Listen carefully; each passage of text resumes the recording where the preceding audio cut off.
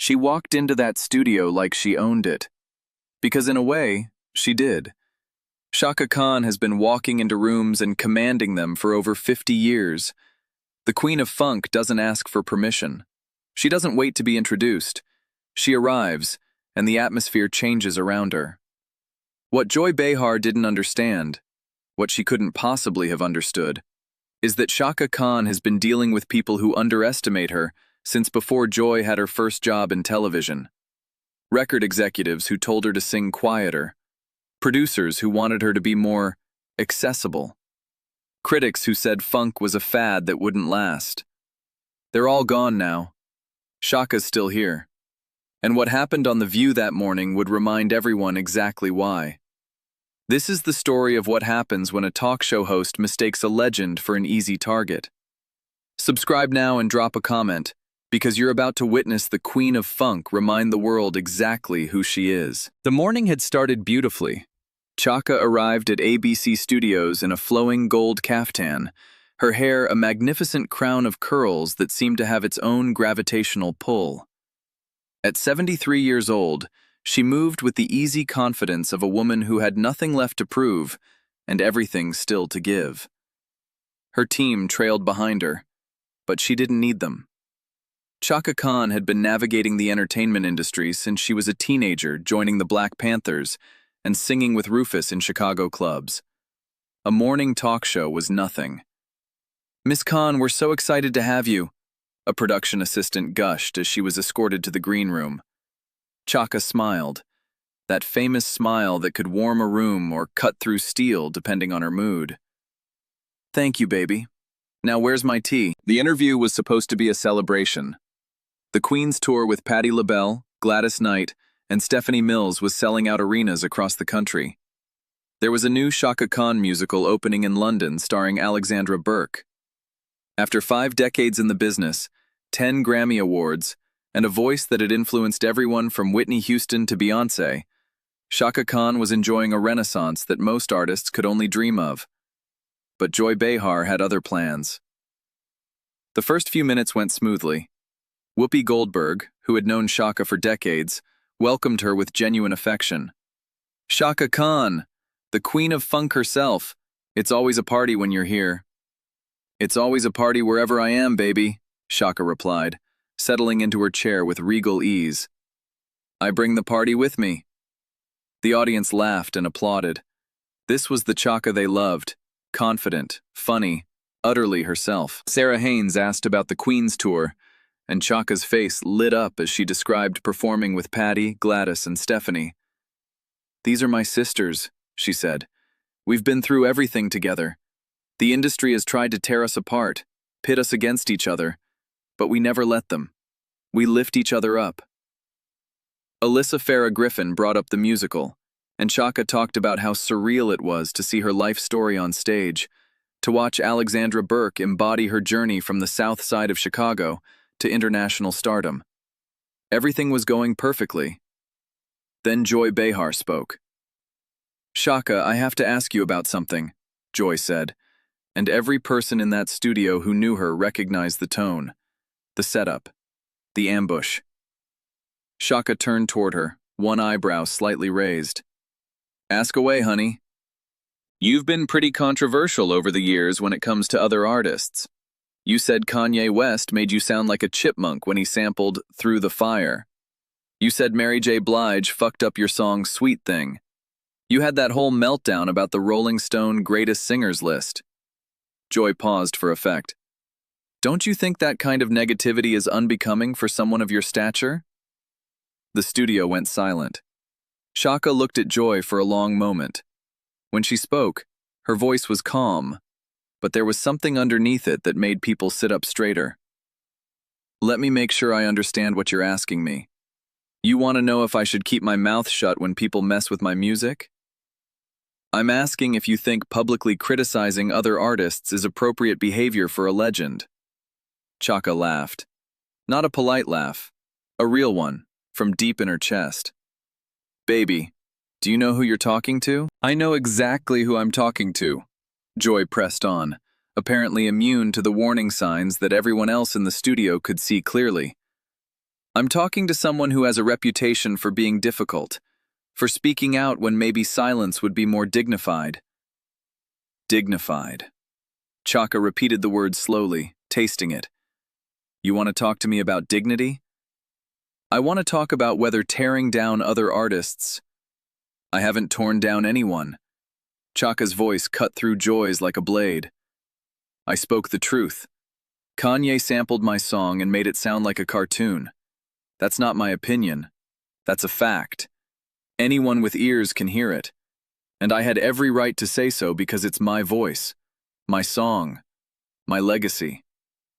Joy tried to interject, but Chaka wasn't finished. And Mary J. Blige, who I love, by the way, who is like family to me, she knows I was telling the truth, too. I told her to her face, not behind her back.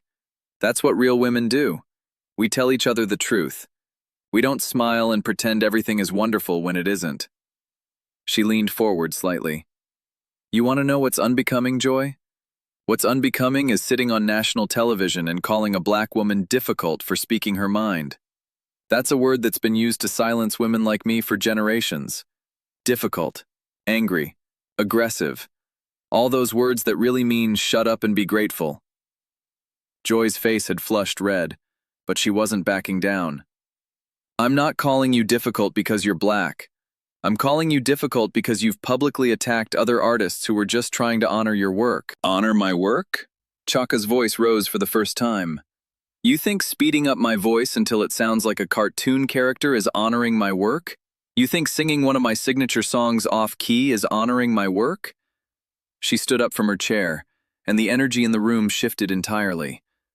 I have been singing for 53 years. I have 10 Grammy Awards. I have influenced every female vocalist who came after me.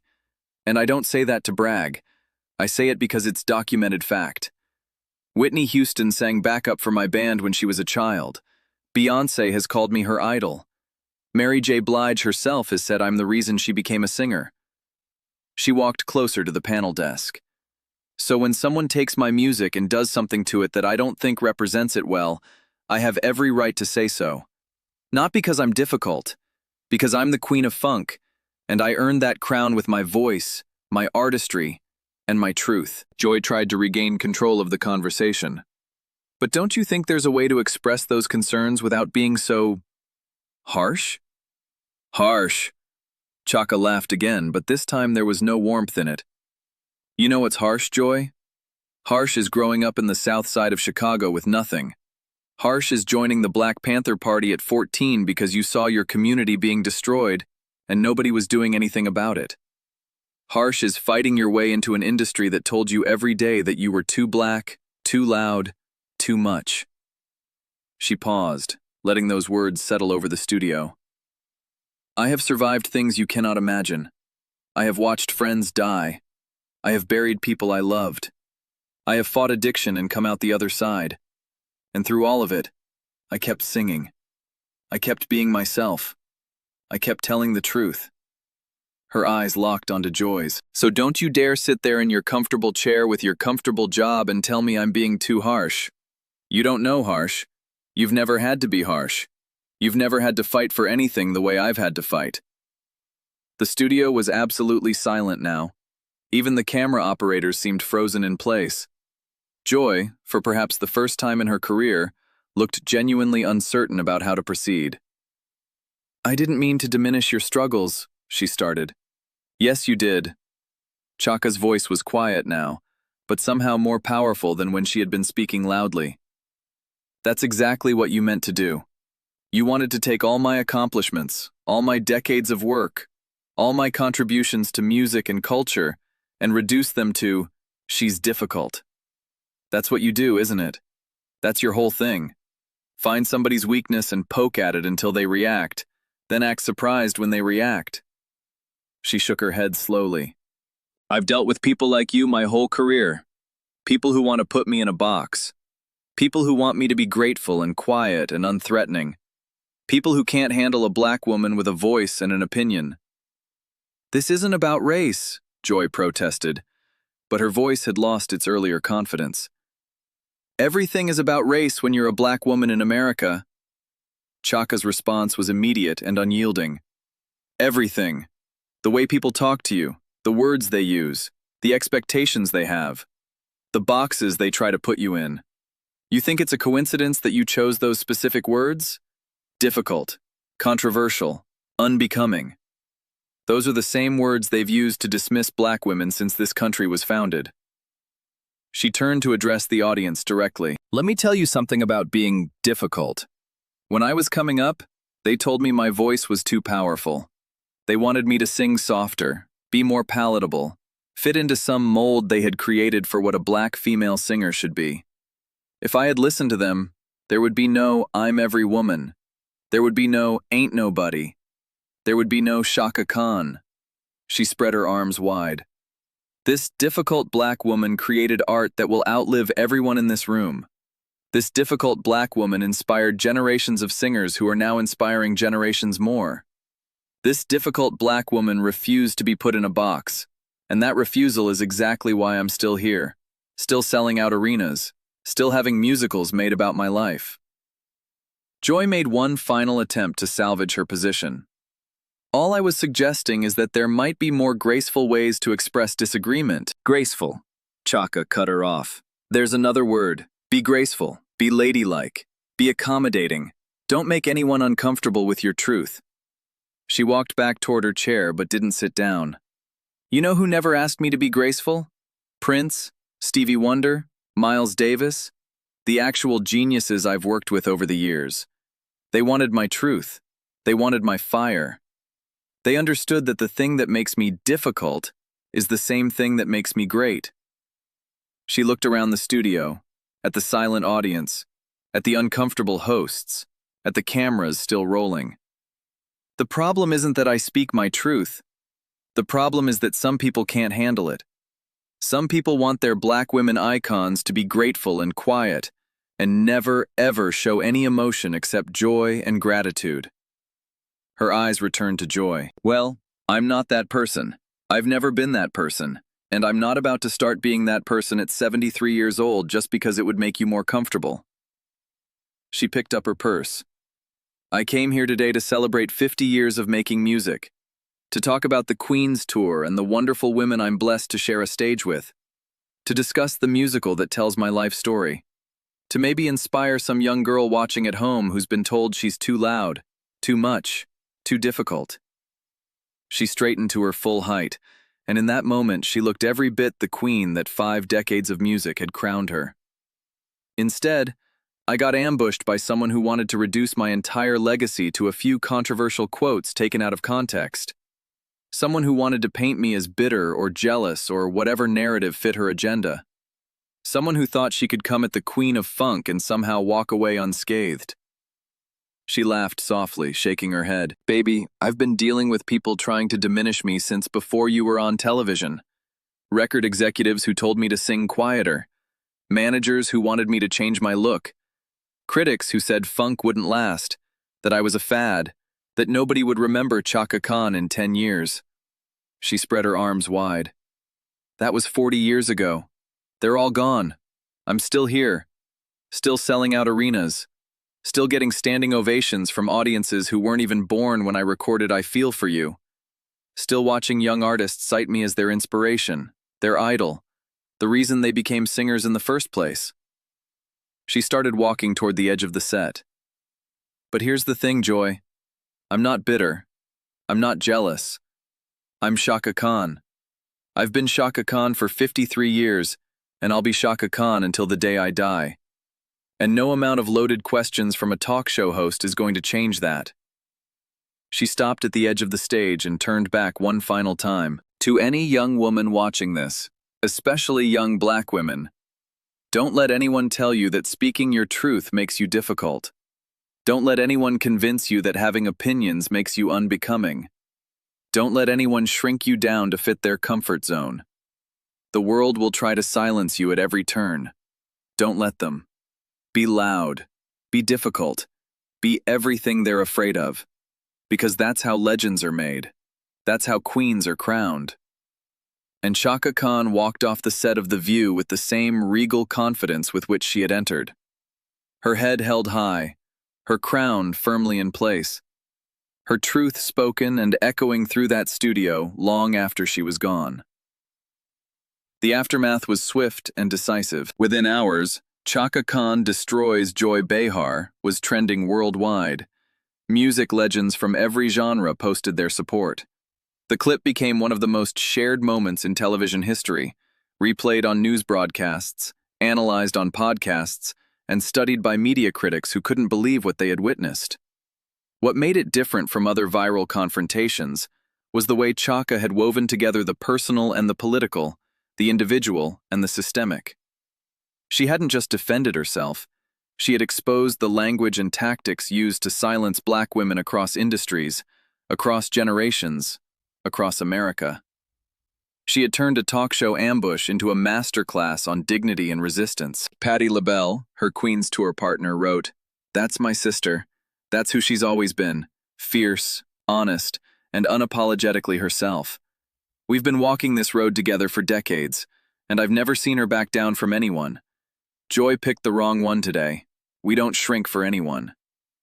Gladys Knight added, "I've known Chaka for decades. I've watched her fight battles that most people never see. She has never been anything but exactly who she is, and that's exactly why we love her. That's exactly why we're still selling out arenas together. Joy picked the wrong one today." Stephanie Mills posted, "Queens support queens, and Chaka just showed everyone exactly what royalty looks like. Not quiet dignity, not graceful acceptance. Real royalty. The kind that fights for its crown and never apologizes for wearing it." Mary J. Blige, surprisingly, was among the first to respond. "Chaka told me the truth to my face when I needed to hear it. That's love. That's respect. That's what real women do. We tell each other the truth because we want each other to be great. I stand with her today and always. And yes, I worked on Sweet Thing after she told me what she told me, and I'm grateful she loved me enough to be honest." Whitney Houston's estate released a statement. Whitney loved Chaka from the moment she first heard her sing as a child in Newark. She always said that Chaka taught her what it meant to be fearless with your voice. Whitney would have been proud of how Chaka stood her ground today. She would have been cheering the loudest. Even younger artists joined in. Beyoncé shared a clip with a simple crown emoji. Jennifer Hudson wrote, "Thank you, Ms. Chaka Khan, for showing us all what it means to never dim your light. You paved the road I walk on." Lizzo posted, "This is what happens when you come for the queen. You get crowned." Chaka Khan just gave a masterclass in standing your ground, speaking your truth, and never apologizing for being exactly who you are. I'm taking notes. Alicia Keys wrote, "Chaka has been teaching us for 50 years. Today she taught us again. Sometimes the most powerful thing you can do is refuse to be small for someone else's comfort." Music critics and cultural commentators weighed in as well. A prominent writer for The Atlantic observed, "What Chaka Khan did on The View wasn't just defending herself. It was a systematic deconstruction of the language used to diminish black women in public life. Every word she chose, difficult, harsh, unbecoming, she held up to the light and showed us what it really meant." Another critic noted, "In 15 minutes, Chaka Khan taught America more about the intersection of race, gender, and power than most college courses manage in a semester. And she did it while looking absolutely fabulous." As for Joy Behar, she returned to The View the next day without addressing the confrontation. But viewers noticed a difference in her approach. A hesitation before asking provocative questions. A pause where there used to be instant attack. A softness that hadn't been there before. Some said she was chastened. Others said she was simply being more careful. But those who watched closely thought they saw something else. Recognition. The slow, dawning understanding that she had crossed a line, attacked the wrong person, and been schooled in a way that would stay with her for the rest of her career. Perhaps for the first time in years, she was seeing herself through someone else's eyes. And perhaps she didn't entirely like what she saw. Chaka Khan, meanwhile, was already on her tour bus, heading to the next city on the Queen's Tour. The music would keep playing, the crowds would keep cheering, and somewhere, a young black woman was watching that clip and realizing that maybe being difficult wasn't such a bad thing after all. Maybe it was exactly the thing that made queens. What did you think of this incredible confrontation? Was Joy Behar out of line? Or was she just asking tough questions? Drop your thoughts in the comments, and don't forget to subscribe for more stories that will absolutely blow your mind.